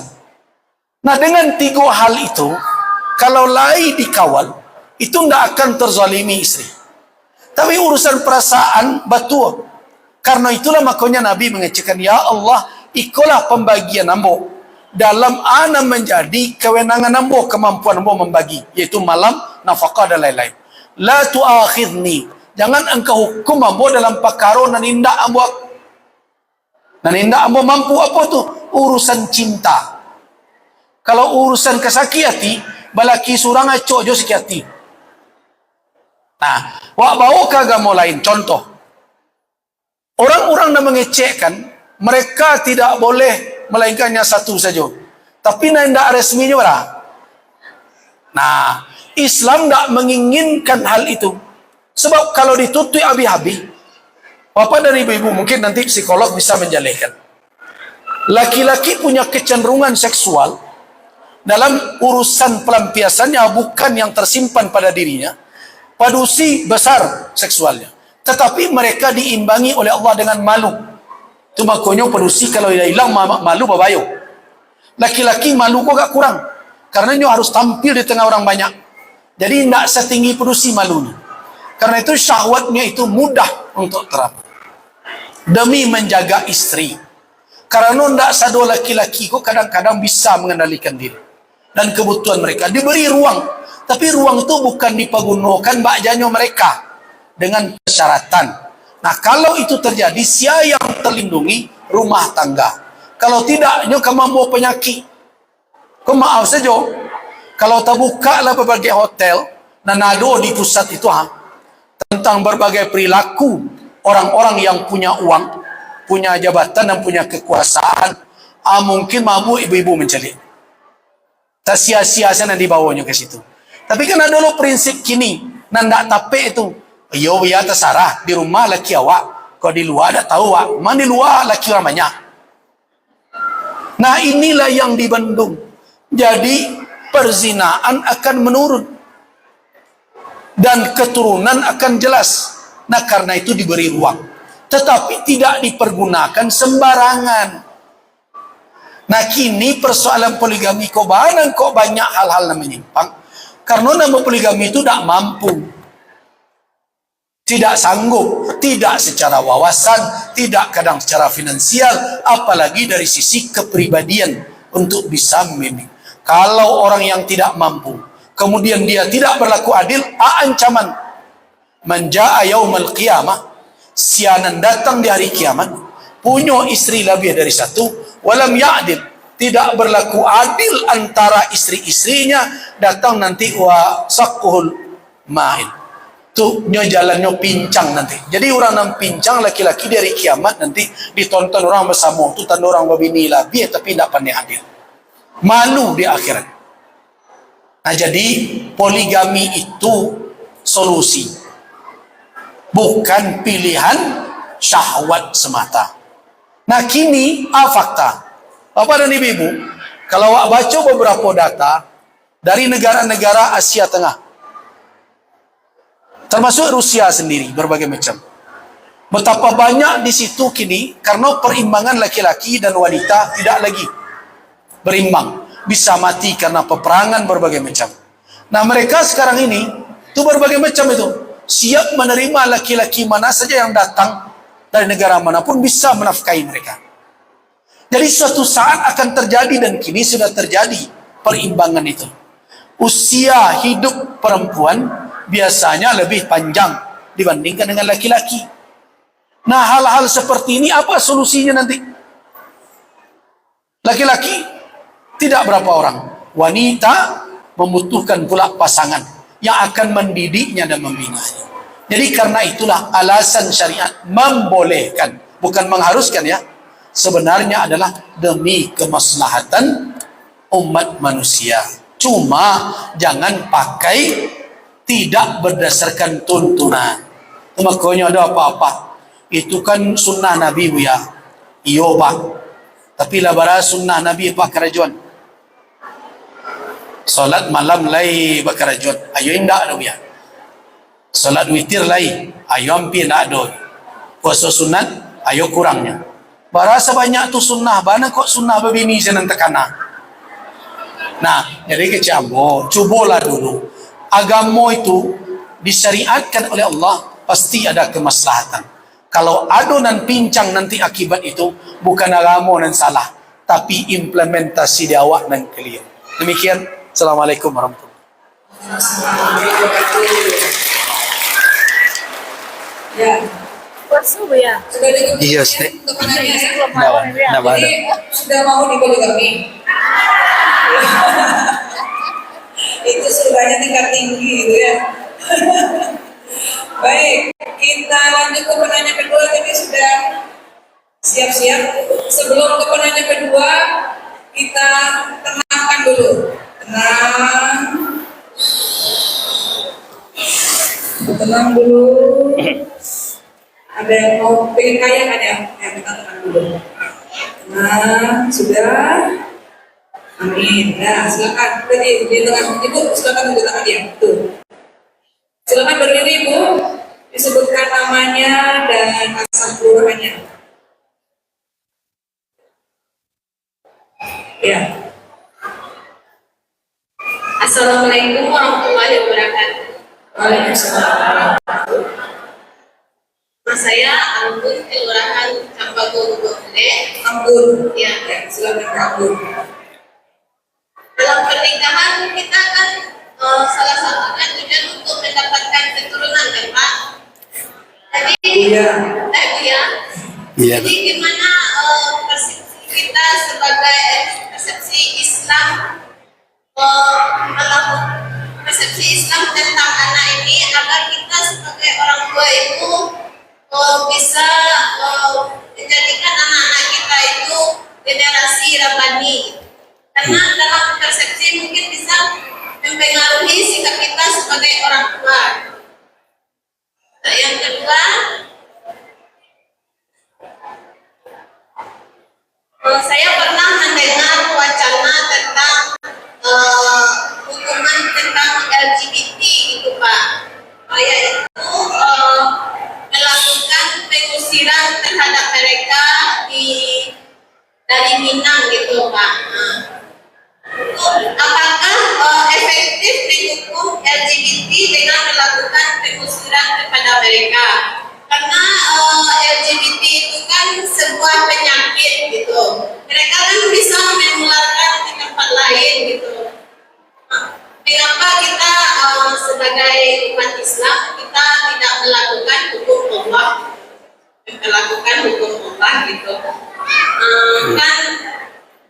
dikenakannya sanksi yang jelas. Sebagian ulama mengatakan Bunuh. hukumannya kan Bunuh ya? lebih dari Cuma kan zina. kalau laknat itu kan hukum akhirat namanya. Nah, tapi secara hukum dunianya bunuh. Iya, iya. Ada nama pendapat dibawa sampai tinggi jatuhan kakinya kata. Mungkin ada sanggahan karena kita bukan semuanya bukan Islam gitu lah. Kan sebenarnya hukum Islam itu kan lebih adil gitu kan dia. Kenapa mungkin di agama lain pun hukum Islam itu bisa diterapkan gitu ya. Karena kalau setahu dalam kajian kan juga dalam surat Al-Maidah ayat 48 sampai 50 kita kan sebagai umat Islam juga harap memakai hukum Islam selain Islam itu aja ya. Sudah Ibu, sudah kita pertanyaan Ibu ya. Terima kasih. Langsung kita ke lagu ya. Yang lain tenang dulu, tenang. Yang pengen kaya tenang. Pengen kaya tadi ya. Ya tenang dulu ya. Oke, silakan Bu ya. Baik. Tadi yang pertama dahulu bagaimana konsep. Sebentar. Assalamualaikum. Salam, saya sedang lagi acara, nanti di WA aja dulu. Ya, makasih, nanti saya hubungi lagi. Maaf dari MUI Pusat. Nah,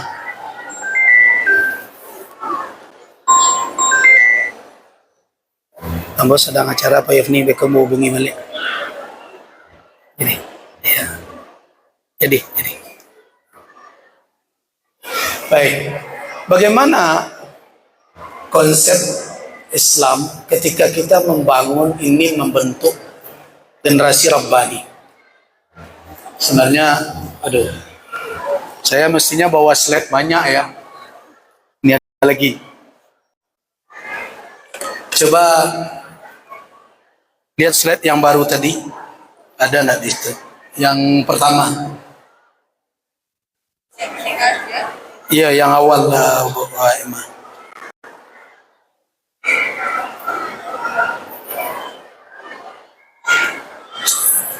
Lanjut. Terus Anda ada di nih. Terakhir ini saja saya ambil dulu. Ini adalah pengakuan orientalis. Orientalis ini adalah para sarjana yang mereka fokus dari keilmuan mereka mengkaji perkara-perkara atau fenomena yang ada di belahan dunia timur. Mereka sebut orientalis. Mereka belajar Islam, mereka belajar Hindu. Pokoknya peradaban timur ini mereka kaji. Nah, tentu fokusnya yang banyak adalah masalah keislaman. Nah, salah satu pernyataan mereka begini. Salah seorang mustasyrikin berkata, "Idza aradta an tahdima hadarata ummatin fa hunaka wasail salas." Kalau engkau hendak menghancurkan peradaban suatu bangsa, suatu umat, maka ada 3 langkah, 3 jalan. Yang pertama, ihdimul usrah, hancurkan rumah tangga. Yang kedua, ihdimul ta'lim, hancurkan pendidikan. Dan yang ketiga, asqitil qudwati wal marja'iyah, jatuhkan orang-orang yang bisa menjadi tauladan dan tempat merujuk, tempat orang bertanya kembali ada masalah. Di 3 langkah. Kalau 3 ini berhasil, hancur peradaban suatu bangsa, suatu umat. Nah, sekarang di kita itu ini sudah berjalan ini. Apa yang tidak ditentukan. Nah, rumah tangga salah satu yang dituju. Nah, kita ambil yang pertama saja. Kalau seandainya engkau tidak menghancurkan rumah tangga, alaika bitaghyib dawril ummi. Hendaklah engkau menghilangkan peran ibu. Jadi cara menghancurkan rumah tangga dari ibu-ibu pertama. Maaf ya kalau saya harus mengungkap yang sebenarnya. Salah satu yang paling getol hari ini, ibu merasakan, tapi ada yang menyadari ada tidak. Dari sisi aksesoris kehidupan, mencapai 70% produksi itu tertuju ke ibu-ibu. Nah, itu dibanjiri sekarang. Karena itu mulai dari ujung kuku sampai ke ujung rambut, ibu-ibu ada aksesoris ini. Nan mato bulunya disambuang, nan alis harus dilukis, nan glowing lah, nan berbagai macam. Nah, sampai luar dalam. Dan wanita dibuat sibuk dengan itu semua. Nah, sibuk dengan itu. Sehingga jadwal untuk menuntun anak mengaji itu lebih kurang daripada jadwal terapi ke salon berbagai macam, pedicure, manicure, macam-macam lagi. Nah, bara karumiknya produksi kini, anaknya nak sekolah 3 hari, nak ba'ana dan tapi kalau jerawat tumbuh di pipi cie itu sapakan tu heboh. Itu yang terjadi kini. Habis waktu. Jadi apa yang membuat, apa akibat dari semua itu? Kalau engkau ingin menghancurkan rumah tangga, wanita tujuh. Bagaimana membuat wanita itu supaya mereka menjadi langkah awal penghancuran rumah tangga? Ij'alha taqjal min wasfiha rabbatu baitin. Jadikan mereka itu malu ketika mereka disebut sebagai ibu rumah tangga. Nah itu kalau berhasil tuh. Kalau diwarikan berdusik ini kak, disabui tugasnya masing-masing. Ibu sebagai amo direktur, ibu sebagai amo kepala bidang, ibu sebagai apa? Amo kepala dinas, ibu sebagai amo sebagai wakil itu. Pokoknya peran itu. Ibu seorang ibu sebagai ambo ibu rumah tangga senye, pakainya itu. Nah begitu rendahnya peran ibu rumah tangga. Padahal itu peran kunci di dalam rumah tangga. Nah inilah langkah yang diambil oleh orang di luar, menurut orientalis. Nah jadi kalau kita berbicara bagaimana konsep Islam dalam membentuk generasi yang rabbani adalah mulai dari menyiapkan ibunya. Ibu yang paling utama. Itu makanya banyak tuntunan-tuntunan syariat itu tertuju kepada laki-laki. Hati-hatilah memilih pasangan. Bukan berarti laki-laki boleh sembarangan. Karena itulah makanya wanita diberi hak untuk menilai kafaah, sekufu. Jadi sekufu itu tidak laki-laki yang menilai dah. Ibu-ibu, kalau dulu laki-laki ngecek tak level jambo, tu laki-laki kepedusi-pedusian. Yang menilai level tu wanita dan wali wanita. Laki-laki bisa mengangkat derajat istrinya. Nah jadi yang akan menilai kufu, kafaah itu ada di tangan siapa? Di tangan pedusi, di tangan wali keluarga wanita. Kafaah ada pada mereka. Tapi pada laki-laki apa? Diberikan limaliha, aw linasabiha, aw lijamaliha, aw lidiniha, fadfar bidzatid din. Itu konsepnya ke laki-laki. Tapi kalau ke perempuan apa? Wahai wali para wanita, zawiju, nikahkanlah anak-anakmu dengan orang yang kufu, yang sekufu. Jadi berimbang syariat sebenarnya. Artinya apa? Kalau gabung kedua itu, wanita merupakan pokoknya, karena dialah yang pertama sekali melakukan hubungan secara apa? Secara emosional dengan anak. Dan di tangan dialah anak ini tumbuh. Nah karena itulah makanya wanita perlu diperhatikan maksimal. Laki-laki mesti mengetahui peran penting ini. Jadi konsep syariat bagaimana menjadikan generasi rabbani, yakinlah anak-anak yang salihah sangat ditentukan oleh kualitas ibunya, salihah atau tidak salihah. Itu dasarnya. Kemudian baru berikutnya langkah-langkah strategisnya. Nah selanjutnya terkait dengan LGBT. LGBT apakah kalau diusir apa tidak berbahaya? Pengusiran itu kan langkah, bukan langkah awal. Ya kalau orang Minang mengecekkan di Tagah, tidak tertagah, di Pampe melanan jadi. Nah artinya apa? Kalau di Tagah tidak tertagah, di Lapeh. Lapeh itu bukan berarti maknanya adalah dibiarkan. Bisa jadi disingkirkan. Nah itu kalau orang-orang tersebut tidak bisa lagi diperbaiki, maka sampailah jatuh ke hukum buang menurut adik selingkah negari. Nah, kenapa itu wacana yang ditampilkan? Karena hukum positif tidak memberi ruang untuk hukuman orang LGBT. Kan sekarang MUI, saya baru saja kemarin diwawancari oleh wartawan dari Republika, kemudian saya katakan, bagaimana sikap Buya? Ada 37 ormas yang menolak usulan MUI untuk LGBT ini. MUI meminta agar LGBT ini dihukum pidana. Tentu harus ada butiran hukumnya. Masalahnya sekarang tidak ada hukum positif yang bisa menampung itu. Nah, inilah persoalannya. Nah, karena itulah makanya kita sedang usulkan.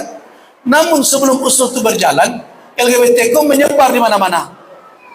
Ada tahun yang lalu saya minta agar nenek mama, alim ulama, cadik pandai di seluruh negari bersikap melahirkan peraturan negari, membuat hukuman selingkah negari terhadap pelaku kemaksiatan, termasuk di dalamnya LGBT. Nah, apakah tidak membahayakan kalau nyo keluar dari negara awak? Tentu yo membayuat.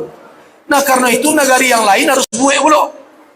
Kalau setiap negara di ranah Minangkola membuat peraturan negara itu, kamanyo kepailai? Tentu keluar alai. Terakhirnya melompek kalau Melawi itu ya terserahnya lah itu. So, kenapa? Karena di dalam syariat, hukum orang yang melakukan perbuatan homoseksual itu, idza wajabtumu, ini dari Ibnu Abbas, Nabi mengatakan, bertanya orang tentang orang yang homoseksual, idza wajabtumu, kalau kalian bertemu orang yang seperti itu, faqtulul fa'ila wal maqtu wal maf'ula, yang mengarajuan, yang dikerajuan, bunuh kedua-duanya. Bunuh hukumnya. Bahkan di dalam fikih kita temukan hukuman LGBT ini lebih dahsyat daripada hukuman perzinahan. Ada yang berpendapat dibakar, ada yang berpendapat dibunuh tapi dibawa ke tempat yang tinggi, diangkat kakinya, dikebawakan kepalanya dan jatuhkan supaya mati. Kenapa? Karena kejahatan LGBT ini secara umum nanti lebih dahsyat. Kenapa dahsyat? Yang pertama, dia menimbulkan penyakit yang berbahaya. Dia menular dari sisi perangai dan berbagai macam. Kemudian yang kedua adalah akan mengakibat terhentinya keturunan manusia. Berarti dia merusak kemanusiaan. Karena itu heran kita kalau ada orang-orang mengatasnamakan HAM, mengatasnamakan kebebasan di dalam membela LGBT. Itu orang yang tidak jernih melihat masalah. Jadi itulah makanya hukum uang itu kita minta supaya setiap negari melakukan hal hukum itu, sehingga orang tersebut terdesak dan punya pilihan apa? Mereka ingin berobat sembuh. Kalau nan sakitnya medis, ya diobat secara medis. Kalau yang psikologis, diobat secara psikologis. Nah, itu yang dimaksud. Demikian. Assalamualaikum warahmatullahi wabarakatuh. Terima kasih Bu ya. Untuk pertanyaannya sudah cukup jelas ya. Ya, alhamdulillah. Ibu masih mau belajar? Tapi rasanya di belakang kok ada arisan itu ya. Ada tarikan arisan di belakang. Tolong volumenya dikecilkan dulu. Masing-masing mengendalikan volume masing-masing, karena ternyata kalau satu sumber keluar sedikit ditambah satu sumber lagi kumpul jadi keras di depan. Itu ya Ibu ya. Oke ya, siap ya. Rugi kalau dengarkan apa nasihat Bu ya tadi ya. Oke. Boleh satu pertanyaan lagi Bu ya. Kayaknya tunggu, kita hormati bapak-bapak ini. Ada 5 orang bapak ya. Rasanya lebih, nah biasanya ini bagian dari 5 kelurahan yang berbeda atau beda-beda 5 rumahnya. Baik, siapa yang mau bertanya satu mungkin perwakilan dari bapak-bapak, kami persilahkan. Silakan. Oh sudah pas, sudah bisa menguasai semuanya. Yakin nih? Yakin? Baik. Oke, satu pertanyaan lagi. Silakan itu tolong teman-teman diberikan mic-nya, sebutkan namanya Ibu ya. Pertanyaan terakhir dari Ibu kita, namanya siapa, dari kelurahan mana? Yang lain tenang ya Ibu ya. Tolong dikendalikan masing-masing. Saya Bu Lesina dari Kelurahan Kapur. Ibu Lesina. panitia. Silakan. Saya seperti ini bertanya ke Buya tentang fenomena generasi muda sekarang itu. Pemuda menjadi pelaku kekerasan hingga pembunuhan, bercandu narkoba, pelaku seks bebas, penyuka sesama, dan banyak yang mengalami masalah kesehatan mental. Di sisi lain ada pemuda muslim yang merasa insecure dengan identitas agamanya, ada juga yang bangga dengan gaya liberalnya. Kondisi ini sangat memprihatinkan. Bagaimana cara mengatasinya, Bu ya? Apa yang harus dilakukan untuk menyelamatkan generasi muda yang menjadi penentu masa depan Islam? Misalkan kita berharap pada negara hari ini, yang bisa tanyakan kepada Bu ya. Terima kasih, Bu. Yang lain tenang ya. Tolong panitia yang di pintu belakang, tolong dikendalikan situasinya dulu. Acara kita masih berlangsung. Jadi supaya penjelasan dari Buya bisa kita pahami bersama, karena ini penting.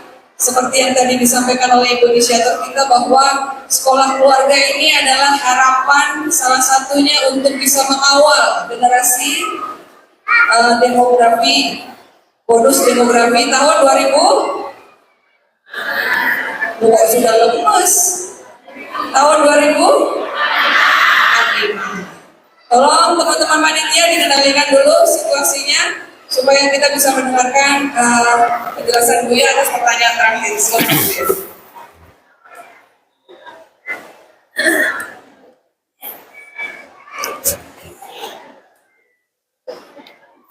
Baik. Baik. Jadi anak-anak yang kita lihat sekarang itu adalah buah dari perjalanan yang cukup panjang. Jadi jangan dikatakan bahwa mereka jadi tiba-tiba seperti itu. Itu yang harus kita sadari. Tapi persoalannya, mau tidak kita mengaku bahwa yang lalai dalam hal ini kita. Nah, dalam masalah ini kan orang tua sering lempar. Kau nak lalai nenek mama, nak lalai ulama, nak lalai guru, nak lalai masyarakat sesuatu. Pokoknya ambo tak lalai. Lah ambo cari belanjo. Nah, ini yang harus dirombak dahulu. Makanya tadi saya katakan bawah. Kedua orang tua lah yang bertanggung jawab. Jadi yang bapak-bapak dan ibu-ibu sebut tadi, ulama kah, guru kah, tokoh masyarakat kah, jadi pandai atau pemerintah, semuanya itu adalah membantu kita. Bukan kita yang bantu mereka. Ya. Tanggung jawab terhadap anak itu ada di tangan kita, orang tua. Jadi buah yang sekarang kita lihat itu hasil dari yang kita tanam sudah sekian lama. Nah, kesadaran itulah yang harus tumbuh itu di dalam peserta sekolah keluarga ini. Ambo lalai. Nah, apa-apa lalai pulau. Tapi jangan kecek, kok lalai ambo, kok mau buat nambah rulik banyak. Atakan lalai kok nambah cilai batu, yang kini nak bisa lebih. Bukan begitu. Cara yang tepat apa? Adalah kalau kita lalai, jangan wariskan pula kelalaian itu ke anak kita, ke cucu kita. Berarti semuanya itu harus bergerak sekarang. Jangan lagi melanjutkan itu, putus ketidakpedulian itu. Nah, ada konsep yang keliru betul selama ini. Setelah lalai rumah tangga, kita lalai pula dalam ikut berkontribusi membentuk masyarakat yang madani. Tuntunan. Itu masyarakat madani namanya. Lawan dari masyarakat badawah. Yang berpindah-pindah, hukumnya sianan kue nemanang, hukum rimba. Kita enggak. Kita masyarakat madani. Masyarakat yang kehidupannya ditata oleh tuntunan. Tuntunan yang paling tinggi masyarakat madani, kalau dia dimaksud dalam Madinah adalah Al-Quran dan Sunnah. Nah, berarti kita harus berkontribusi terhadap masyarakat. Assalamualaikum enggak? Acon enggak? Bapak dan ibu-ibu mendengar. Dan mungkin awak pernah mengecek. Kalau ada kejadian anak-anak di sekitar lingkungan awak, kecewa. Biasalah kendak anak awak. Jangan urus orang. Kami sendiri surang-surang. Itu keliru itu. Cara seperti itu tidak benar. So awak tidak bisa mengurung anak awak di dalam kamar, dalam rumah. Manusia ini adalah makhluk bermasyarakat. Madaniyum bitabi'i. Makhluk yang hidup bermasyarakat. Tidak bisa hidup surang. Mau tidak mau dia akan keluar bergaul. Nah, kalau awak tidak bisa menciptakan lingkungan yang sehat untuk anak-anak awak, bagaimana awak akan mendidik di dalam? Ambo cok nerima pengaduan model itu. Buya, anak ambo lah pandai bercarui. Oke, Cian, ada pak je ibu maja bercarui? Enggak. Coba kok pandai mencarinya. Peknya di luar. Nah, ada yang mengadu anaknya narkoba. Kecian, apa narkoba? Enggak ada merokok sih, enggak mau. Nah, tebak ini narkoba, kawan-kawan. Berarti kondisi kini kok lingkungan juga tidak sehat. Ba'ana dalam ruangan ba AC berbagai macam. Kalau polusi di luar tinggi, apa jadinya? Rusaklah semuanya. Jadi ada tugas ibu. Makanya mau setuju ketika iko kan perkelurahannya, gue sih. Ya. Dan iko harus dijago komunikasi antara wako. Jadi jangan surang-surang saja. Nah, di kelurahan itu kita juga jangan ditunggu dari kota sekumpul. Dan perkelurahan itu berkumpul. Membicarakan berbagai persoalan, mencari solusi-solusi. Dan biarkan lingkungan di kelurahan awak itu berpolusi. Sehingga terpolusi lo anak-anak awak. Jadi kepedulian terhadap keturunan, itu kepedulian terhadap internal rumah tangga, dan kepedulian kepada eksternal rumah tangga. Itu pokok. Tidak bisa diago dah tu. Jadi tidak. Terus yang ketiga. Tidak boleh ada rasa bahwa anak itu kalau lah dewasa berarti tidak tanggung jawab awak. Itu keliru tu. Dan tidak tanggung jawab awak mungkin nafkahnya kalau nyolah menikah yang pedusi. Tetapi tanggung jawab lain tetap menasihatinya, mengingatkannya. Sedangkan sesama saja amar ma'ruf nahi mungkar. Tawasaw bil haq, tawasaw bil batil. Masa iya jual nak awak ndak? Aikolah beraja pula di sekolah keluarga, beraja pula bah jadi mintuo nama iya. Bukan jadi mintuo dan jadi tukang carekan anak ini, anak menentunya. Nah, karena itu perlu. Makanya saya terus katakan, ini cikal bakal keilmuan di rumah keluarga ini harus berlanjut. Di surau-surau, di majelis-majelis ta'lim. Hentikan lalai menghabiskan waktu untuk ceramah-ceramah, nananya galak ke galak saja. Galak sewak dan dapat jadinya. Sedangkan tantangan terus juga semakin berat. Jadi terkurikulum, terprogram. Pendidikan waktu di dalam majelis-majelis ilmu itu menambah wawasan awak. Jadi dilanjutkan. Tidak bisa kita hanya stagnan. Kenapa? Karena tantangan yang datang itu dinamikanya, dinamis sekali berubah. Dari hari ke hari, dari bulan ke bulan. Dahulu tidak ada tantangan model kini. Kini munculnya. Yang muncul kini mungkin besok bertambah pula. Nah, karena itu awak harus juga update kecil orang. Harus diperbarui juga informasi awak. Perkembangan yang ada harus mengikuti. Jadi tidak ada rasa tanggung jawab seolah-olah berhenti. Kemudian yang kelima, tidak boleh malu dalam menyampaikan yang hak. Walaupun ke anak sendiri. Ibu-ibu kena cok kalah jo anak-anak. Nah, sama tadi urusan beralik, lah kalah awak jo anak. Ibu nak bisa satu-satu le doh. Kau nyono menentuan. Ya tidak bisa. Ukurannya satu ibu, nak satu ibu siapapun ukurannya satu. Hak. Lainan hak nak, lainan bana nak. Kalau nan salah, ibu tanggung jawab. Tidak mengingatkan, tidak boleh. Nah, jadi jangan ada rasa kita kalah, merasa gens MC, merasa rendah diri jo anak. Walau bagaimanapun, selama awak berpijak dengan yang benar. Itu nan diingatkan dek Nabi. Makanya cari cara. Ingat tak Ali bin Abi Talib? Ali bin Abi Talib satu beliau menantu dari Nabi, Fatimah istri. Ali bin Abi Talib termasuk laki-laki yang mazinya, yaitu sering mengeluarkan mazi. Mazi itu adalah air yang keluar dari kemulut laki-laki, kental tapi bening, namun bukan diiringi dengan syahwat. Nah, biasanya ya kadang ada syahwat sedikit, atau mungkin kadang juga karena kondisi-kondisi tertentu. Itu biar apakah itu termasuk najis atau tidak? Ali bin Abi Thalib segan bertanya, tapi dia tidak boleh berhenti pada segan. Maka dia minta orang lain, karena status dia sebagai menantu Rasul, mungkin tidak enak dia bicara, disuruh orang bertanya. Yang penting sampai. Nah karena itu koordinasi antara ibu-ibu, awak sesama awak, ketika bertamu, calinglah meminta pandangan, berbagi pendidikan. Mungkin anak awak mengalami dia orang lain bersuara, tapi ada solusi dia berbagi. Jangan dijadikan hari berkumpul bersama tu sebagai saat merumpi dan menggunjiang. Nah jadi kita tidak boleh santai menghadapi kondisi ini. Kenapa? Karena nak merusak awak tidak pernah santai dengan ibu.